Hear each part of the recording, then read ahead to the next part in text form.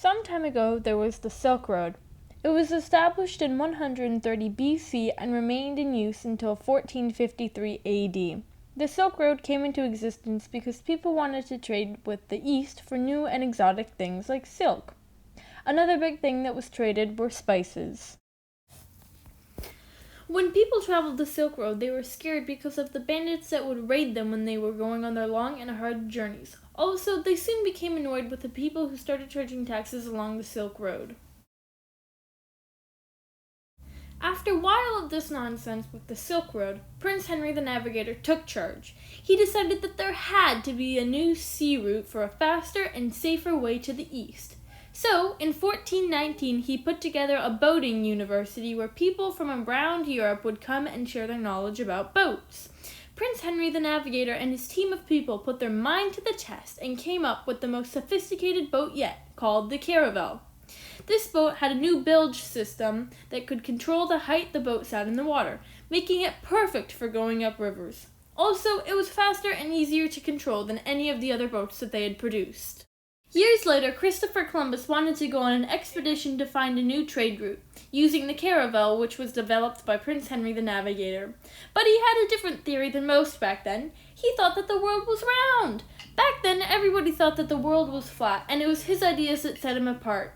He thought that if you traveled west, you would reach the east. So, Columbus went to the Portuguese to ask for funding, but they said no because of his crazy ideas. So, instead of giving up, he went to the Spanish and asked for funding. This time, Queen Isabella granted him the money he needed for his expedition. Consequently, in 1492, Columbus sails the ocean blue, and he, quote-unquote, discovers the Americas. Well, he didn't actually discover the Americas because there were already people living there. Anyhow, so when Christopher Columbus lands in the Americas, he thinks that he's found a new trade route to the east, and he is so excited. He and the people that he brought with him start to trade with the people that were in the quote-unquote East, but we know that they were actually in the Americas. The Europeans are introduced to animals like llamas, guinea pigs, and turkeys. Fun fact, llamas were the only animals that the indigenous people had domesticated. The indigenous people were introduced to horses, sheep, and pigs. Also, fruits were traded. The Europeans learned about things like tobacco and sugarcane, while the indigenous people learned about grapes and melons. This part is sad, but diseases were also exchanged. The Europeans brought diseases over like smallpox, measles, and malaria that the indigenous people had no natural resistance to.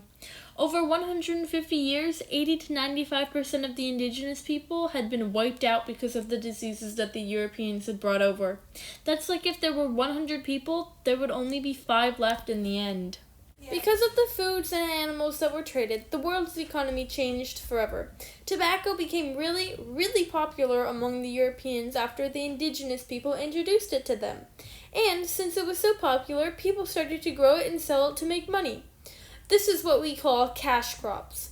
Most of the time, people would just grow enough food to feed their family, but now people would grow it to sell and make money. There was one problem. How were they going to harvest all of their crops? Eventually, the plantation system was developed.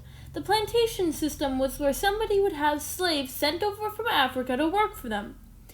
The slaves were then forced to work on the plantation, tending to whatever the owner of the plantation had growing.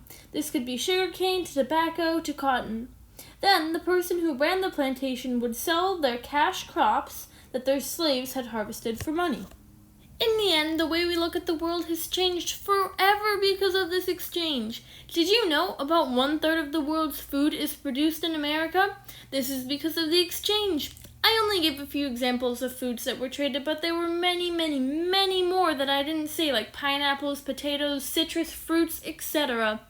All of these events have shaped the world that we know today. I mean, if Columbus hadn't followed his instinct, we still might not have known about this giant piece of continent just laying around. Think about how crazy that is.